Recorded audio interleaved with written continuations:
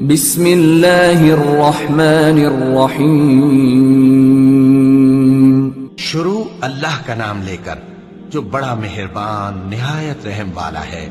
طٰہٰ، اے نبی صلی اللہ علیہ وآلہ وسلم، ہم نے تم پر قرآن اس لیے نازل نہیں کیا کہ تم مشقت میں پڑ جاؤ، مگر ہر اس شخص کی نصیحت کے لیے نازل کیا ہے جو خوف رکھتا ہے.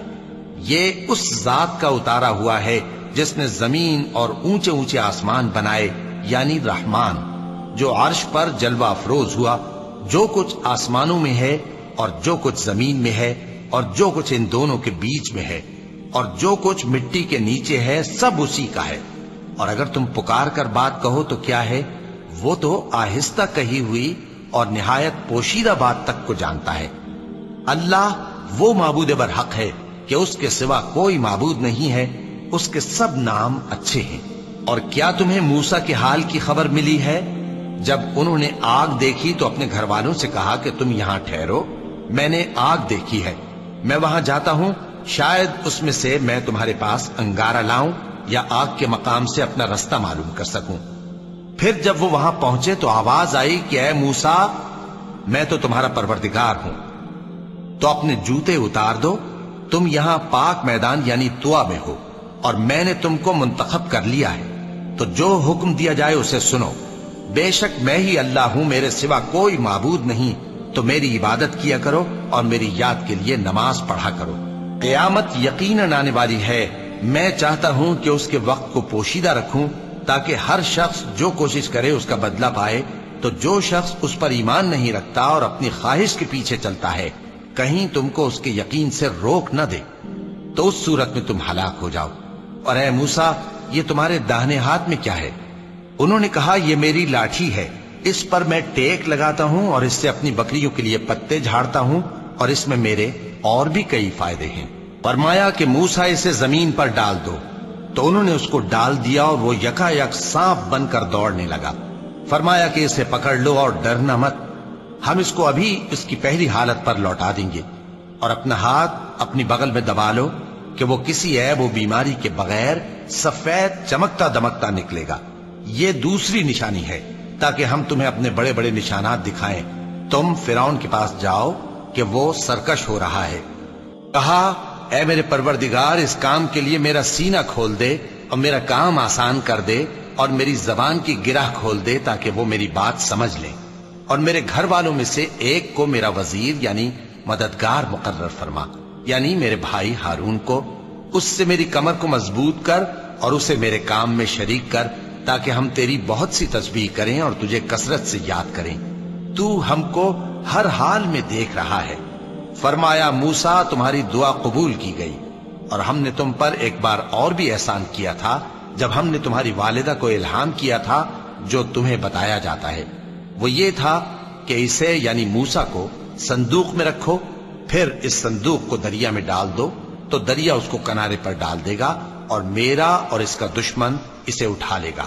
اور موسیٰ، میں نے تم پر اپنی طرف سے محبت ڈال دی اور اس لیے کہ تم میرے سامنے پرورش پاؤ.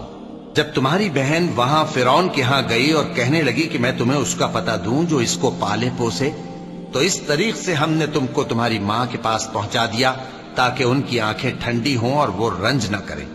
اور تم نے ایک شخص کو مار ڈالا تھا تو ہم نے تم کو غم سے نجات دی، اور ہم نے تمہاری کئی بار آزمائش کی، پھر تم کئی سال اہل مدین میں ٹھہرے رہے.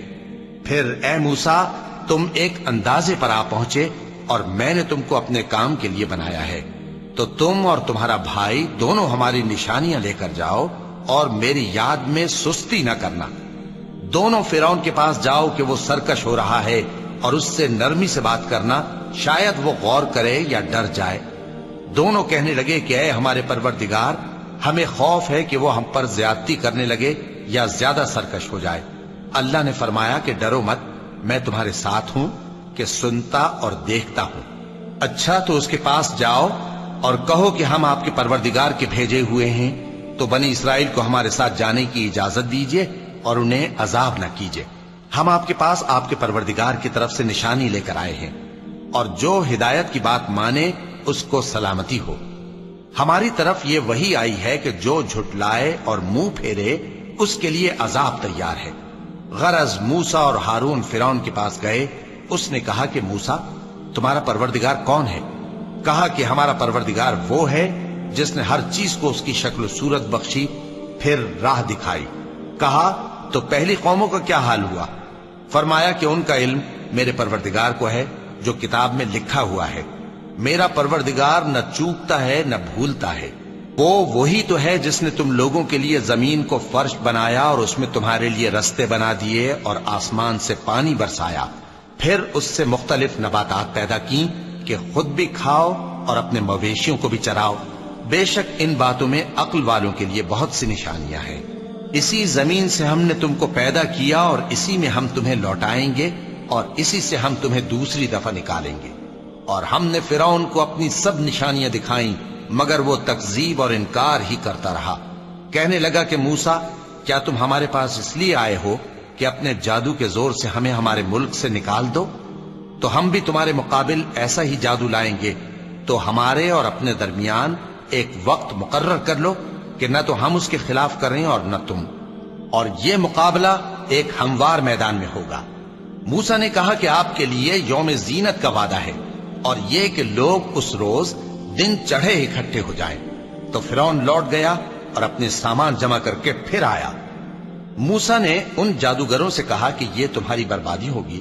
اللہ پر جھوٹ نہ باندھو، وہ تمہیں عذاب سے فنا کر دے گا، اور جس نے جھوٹ باندھا وہ نامراد رہا. تو وہ باہم اپنے معاملے میں جھگڑنے اور چپکے سرگوشی کرنے لگے.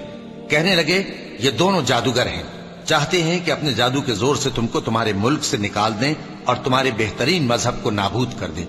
تو تم جادو کا سامان اکٹھا کر لو اور پھر قطار باندھ کر آؤ. آج جو غالب رہا وہی کامیاب ہوا.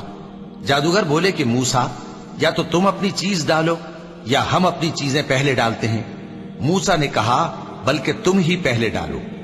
جب انہوں نے چیزیں ڈالیں تو یکا یک ان کی رسیاں اور لاٹھیاں موسیٰ کے خیال میں ایسی آنے لگیں کہ وہ میدان میں ادھر ادھر دوڑ رہی ہیں. اس وقت موسیٰ نے اپنے دل میں خوف محسوس کیا. ہم نے کہا خوف نہ کرو، بلا شبہ تم ہی غالب رہو گے. اور جو چیز یعنی لاٹھی تمہارے داہنے ہاتھ میں ہے اسے ڈال دو کہ جو کچھ انہوں نے بنایا ہے اس کو وہ نگل جائے گی. جو کچھ انہوں نے بنایا ہے یہ تو جادوگروں کے ہتھ کنڈے ہیں، اور جادوگر جہاں بھی جائے کامیاب نہیں ہوگا. اس پر جادوگر سجدے میں گر پڑے، کہنے لگے کہ ہم موسیٰ اور ہارون کے پروردگار پر ایمان لائے. فرعون بولا کہ پیشتر اس کے کہ میں تمہیں اجازت دوں تم اس پر ایمان لے آئے. بے شک یہ تمہارا بڑا یعنی استاد ہے جس نے تم کو جادو سکھایا ہے. سو میں تمہارے ہاتھ اور پاؤں مخالف سمت سے کٹوا دوں گا اور تم کو کھجوروں کے تنوں پر سولی چڑھوا دوں گا، اور تم کو معلوم ہوگا کہ ہم میں سے کس کا عذاب زیادہ سخت اور دیر تک رہنے والا ہے. انہوں نے کہا کہ جو دلائل ہمارے پاس آ گئے ہیں ان پر اور جس نے ہم کو پیدا کیا ہے اس پر ہم آپ کو ہرگز ترجیح نہیں دیں گے. تو آپ کو جو حکم دینا ہو دے دیجئے، اور آپ جو حکم دے سکتے ہیں وہ صرف اسی دنیا کی زندگی میں دے سکتے ہیں.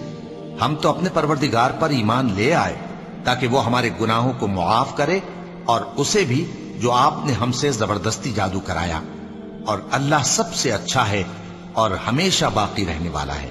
جو شخص اپنے پروردگار کے پاس گناہگار ہو کر آئے گا تو اس کے لیے جہنم ہے جس میں نہ وہ مرے گا نہ جیے گا، اور جو اس کے روبرو ایماندار ہو کر آئے گا اور عمل بھی نیک کیے ہوں گے تو ایسے لوگوں کے لیے اونچے اونچے درجے ہیں، یعنی ہمیشہ رہنے کے باغ جن کے نیچے نہریں بہ رہی ہیں، ہمیشہ ان میں رہیں گے.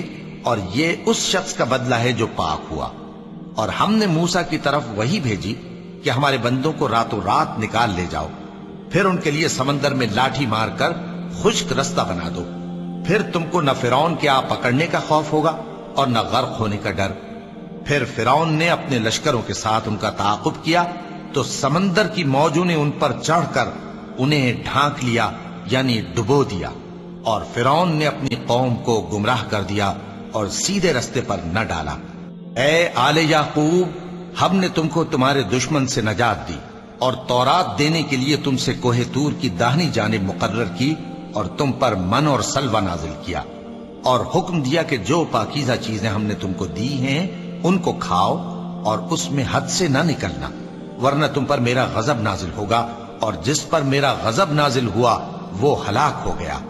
اور جو توبہ کرے اور ایمان لائے اور عمل نیک کرے پھر سیدھے رستے چلے اس کو میں بخش دینے والا ہوں۔ اور اے موسیٰ، تم نے اپنی قوم سے آگے چلے آنے میں کیوں جلدی کی؟ کہا وہ میرے پیچھے آ رہے ہیں۔ اور اے میرے پروردگار، میں نے تیری طرف آنے کی جلدی اس لیے کی کہ تو خوش ہو جائے۔ فرمایا کہ ہم نے تمہاری قوم کو تمہارے بعد آزمائش میں ڈال دیا ہے، اور سامری نے ان کو بہکا دیا ہے۔ اور موسیٰ غصے اور غم کی حالت میں اپنی قوم کے پاس واپس آئے اور کہنے لگے کہ اے قوم، کیا تمہارے پروردگار نے تم سے اچھا وعدہ نہیں کیا تھا؟ کیا میری جدائی کی مدت تمہیں لمبی معلوم ہوئی، یا تم نے یہ چاہا کہ تم پر تمہارے پروردگار کی طرف سے غضب نازل ہو، اور اس لیے تم نے مجھ سے جو وعدہ کیا تھا اس کے خلاف کیا؟ وہ کہنے لگے کہ ہم نے اپنے اختیار سے آپ سے وعدہ خلافی نہیں کی، لیکن ہم ان لوگوں کے زیوروں کا بوجھ اٹھائے ہوئے تھے، پھر ہم نے اس کو آگ میں ڈال دیا، اور اسی طرح سامری نے ڈال دیا۔ تو اس نے ان کے لیے ایک بچڑا بنا دیا، یعنی ایک بے جان جسم جس میں گائے کسی آواز تھی۔ تو لوگ کہنے لگے کہ یہی تمہارا معبود ہے اور یہی موسیٰ کا معبود ہے، مگر وہ بھول گئے ہیں۔ تو کیا یہ لوگ نہیں دیکھتے کہ وہ ان کی کسی بات کا جواب نہیں دیتا، اور نہ ان کے نقصان اور نفع کا کچھ اختیار رکھتا ہے؟ اور ہارون نے ان سے پہلے ہی کہہ دیا تھا کہ لوگوں، اس کے ذریعے تمہیں فتنے میں ڈال دیا گیا ہے، اور تمہارا پروردگار تو رحمان ہی ہے، تو میری پیروی کرو اور میرا کہا مانو۔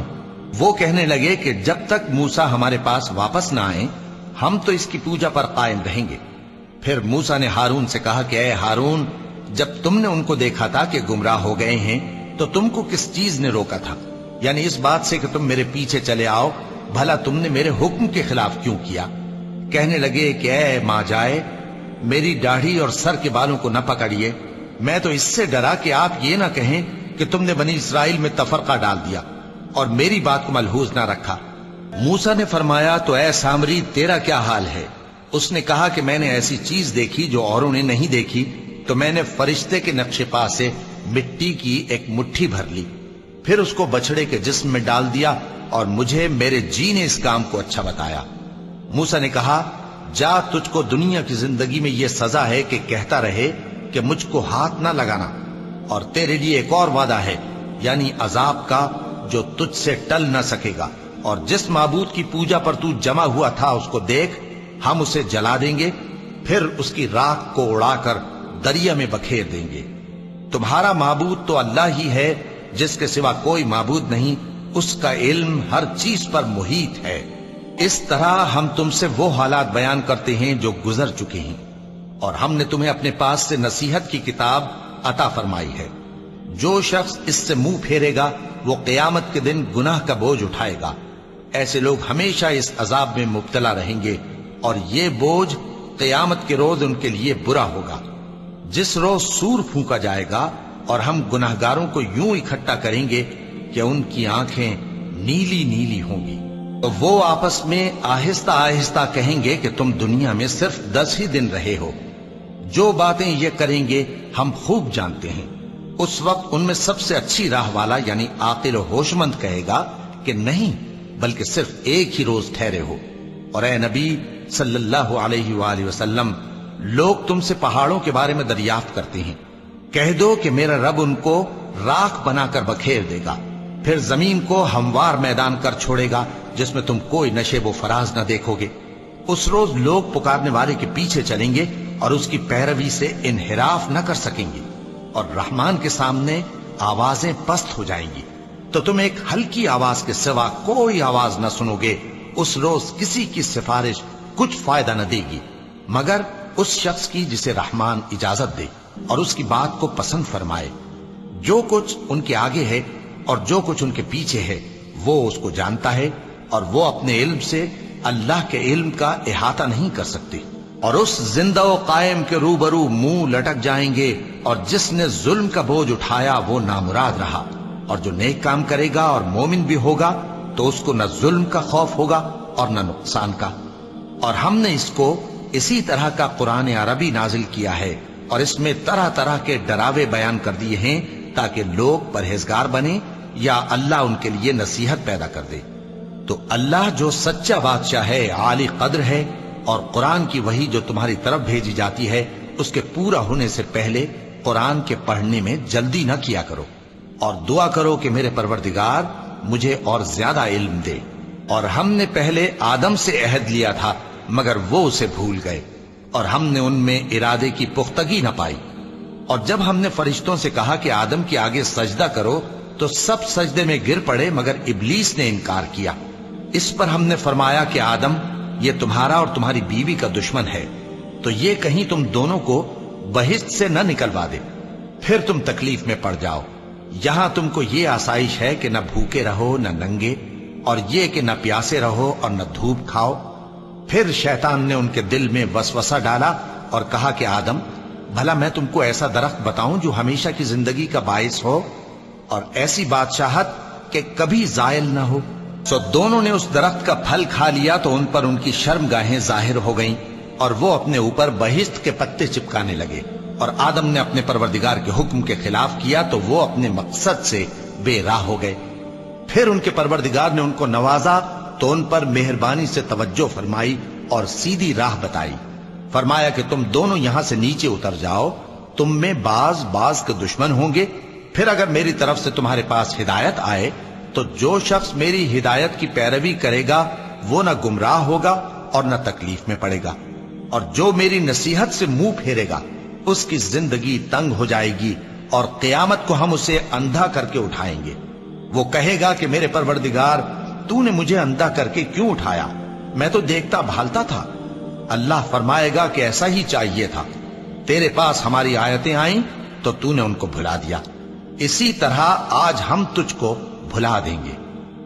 اور جو شخص حد سے نکل جائے اور اپنے پروردگار کی آیتوں پر ایمان نہ لائے، ہم اس کو ایسا ہی بدلہ دیتے ہیں، اور آخرت کا عذاب بہت سخت اور ہمیشہ باقی رہنے والا ہے۔ تو کیا یہ بات ان لوگوں کے لیے موجب ہدایت نہ ہوئی کہ ہم ان سے پہلے بہت سے فرقوں کو ہلاک کر چکے ہیں جن کے رہنے کے مقامات میں یہ چلتے پھرتے ہیں؟ عقل والوں کے لیے اس میں بہت سی نشانیاں ہیں۔ اور اگر ایک بات تمہارے پروردگار کی طرف سے پہلے صادر اور جزائے اعمال کے لیے ایک میعاد مقرر نہ ہو چکی ہوتی تو نزول عذاب لازم ہو جاتا۔ پس جو کچھ یہ بکواس کرتے ہیں اس پر صبر کرو، اور سورج کے نکلنے سے پہلے اور اس کے غروب ہونے سے پہلے اپنے پروردگار کی تسبیح و تحمید کیا کرو، اور رات کی کچھ گھڑیوں میں بھی اس کی تسبیح کیا کرو، اور دن کے مختلف اوقات یعنی دوپہر کے وقت بھی، تاکہ تم خوش ہو جاؤ۔ اور کئی طرح کے لوگوں کو جو ہم نے دنیا کی زندگی میں آرائش کی چیزوں سے نوازا ہے تاکہ ان کی آزمائش کریں، ان پر نگاہ نہ کرنا، اور تمہارے پروردگار کی عطا فرمائی ہوئی روزی بہت بہتر اور باقی رہنے والی ہے۔ اور اپنے گھر والوں کو نماز کا حکم کرو اور اس پر قائم رہو۔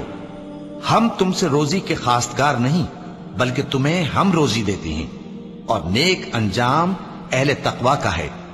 اور کہتے ہیں کہ یہ پیغمبر اپنے پروردگار کی طرف سے ہمارے پاس کوئی نشانی کیوں نہیں لائے؟ کیا ان کے پاس پہلی کتابوں کی نشانی نہیں آئی؟ اور اگر ہم ان کو پیغمبر کے بھیجنے سے پیشتر کسی عذاب سے ہلاک کر دیتے تو یہ کہتے کہ اے ہمارے پروردگار، تو نے ہماری طرف کوئی پیغمبر کیوں نہ بھیجا کہ ہم ذلیل اور رسوا ہونے سے پہلے تیرے احکام کی پیروی کرتے۔ کہہ دو کہ سب نتائج اعمال کے منتظر ہیں، سو تم بھی منتظر رہو، ان قریب تم کو معلوم ہو جائے گا کہ دین کے سیدھے رستے پر چلنے والے کون ہیں اور جنت کی طرف راہ پانے والے کون ہیں، ہم یا تم ہے۔ صدق اللہ العظیم۔